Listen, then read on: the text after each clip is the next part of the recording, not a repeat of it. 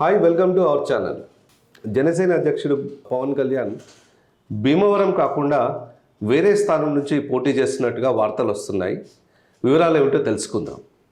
శ్రవణ్ కుమార్ గారు, సార్, జనసేన అధ్యక్షుడు పవన్ కళ్యాణ్ గాజువాక మరియు భీమవరం నుంచి పోటీ చేసి ఓటమి పాలయ్యారు. ఈసారి భీమవరం కాకుండా తన నియోజకవర్గాన్ని మారుస్తున్నట్టుగా వార్తలు వచ్చాయి. ఏమిటి, ఎక్కడికి వెళ్తున్నారు, ఏ స్థానాల్లో పోటీ చేస్తున్నారు పవన్ కళ్యాణ్ గారు? గత ఎన్నికల్లో జనసేన పార్టీ తరఫున పవన్ కళ్యాణ్ 2 నియోజకవర్గాల నుంచి పోటీ చేశాడు. సహజంగా పార్టీ అధ్యక్షుడు, పార్టీ లీడరు, పార్టీ ఓడరు, అంత పెద్ద నాయకుడు సహజంగా తానైతే గెలుస్తాడు, ఇతర పార్టీ వాళ్ళైతే గెలవకపోవచ్చు.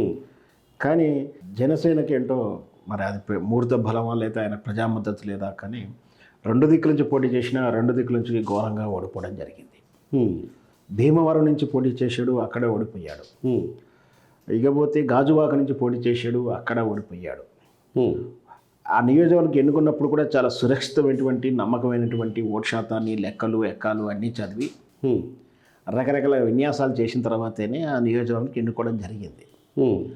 నోటా కన్నా ఘోరం అని చెప్పి వాళ్ళు విమర్శిస్తున్నప్పటికీ ఓటు శాతం అయితే పర్లేదు, లీడ్ అయితే ఇచ్చాడు.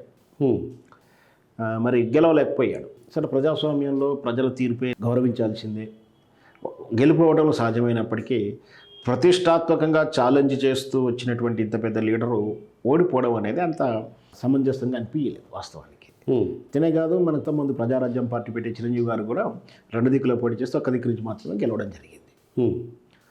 ఇందిరాగాంధీ లాంటి నాయకులు ఓడిపోయారు, గెలిచారు, అవన్నీ కూడా సాధ్యమే. కానీ ఒకసారి కూడా గెలవలేకపోవడం అనేది పవన్ కళ్యాణ్ ఉన్నటువంటి ప్రత్యేక అర్హత. ప్రస్తుతానికైతే రాజకీయ పార్టీ పెట్టి 10 సంవత్సరాలు పూర్తయింది సుమారుగా. ఆయన రాజకీయ నేపథ్యం అంతా కూడా 10 సంవత్సరాలు అయిపోను ఇంకా చూపించు. ఈ లెక్కన తీసుకున్న పవన్ కళ్యాణ్ రాజకీయ నాయకుడిగా అన్న ప్రజాస్వామ్యం పార్టీ పెట్టిన 2008 నుంచి ప్రజానాయకుల్లోనే ఉండడం చెప్పాలి. అంటే 2008 నుంచి అంటే సుమారు 15 సంవత్సరాల నుంచి ఆయన రాజకీయంగా ప్రజల్లో ఉన్నాడు. అయినా కూడా ఆయన గెలిచేంత ఓటు శాతాన్ని సాధించుకోలేకపోవడం అనేది మరి ఆయన వైఫల్యమా, ప్రజల అవగాహన లోపమా, ఇది స్పష్టంగా అతనే అర్థించుకోవాలి.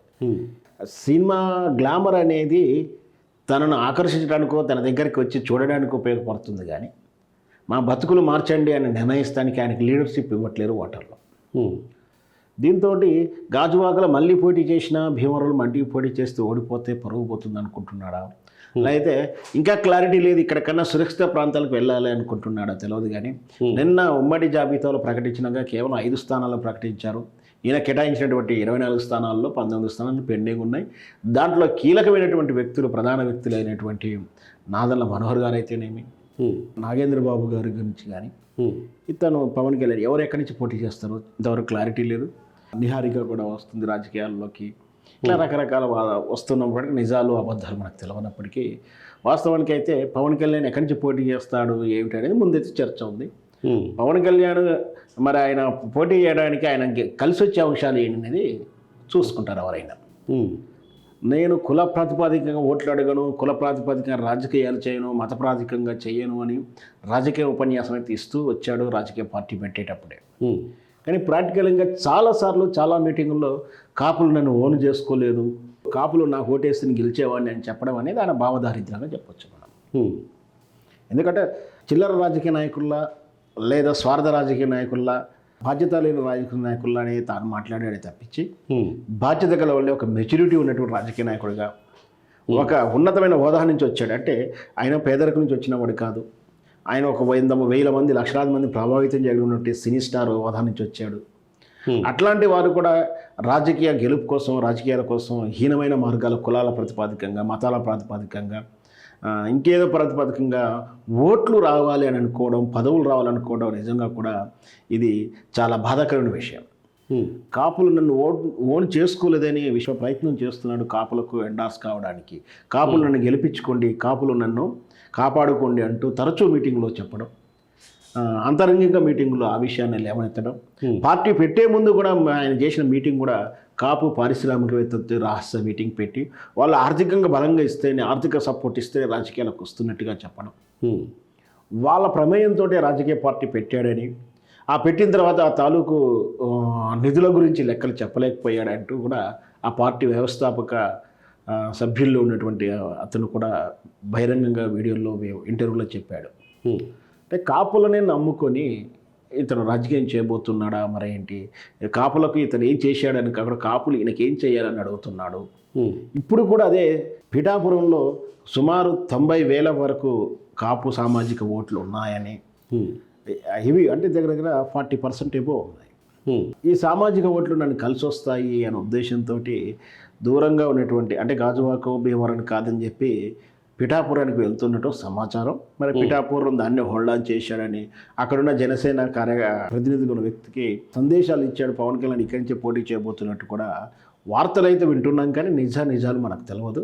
కాపు ఓట్లని పోలరైజ్ చేసుకుంటూ రాజకీయంగా స్థానాన్ని ఎన్నుకుంటే పోటీ చేస్తే ఖచ్చితంగా ఆ సామాజికేతరులు అందరూ కూడా అతనికి వ్యతిరేకంగా పనిచేస్తారు. ఖచ్చితంగా అంతే కదా, వాళ్ళ ఆయనకేమో ప్రేరణకు పనిచేస్తే మిగతా కులాలు ఎట్టుకోవాలని అడుగుతారు ఖచ్చితంగా. మనకు తెలంగాణ దళిత బంధు ఇచ్చిన తర్వాత అది ప్లస్ కావాల్సింది మైనస్ అయింది.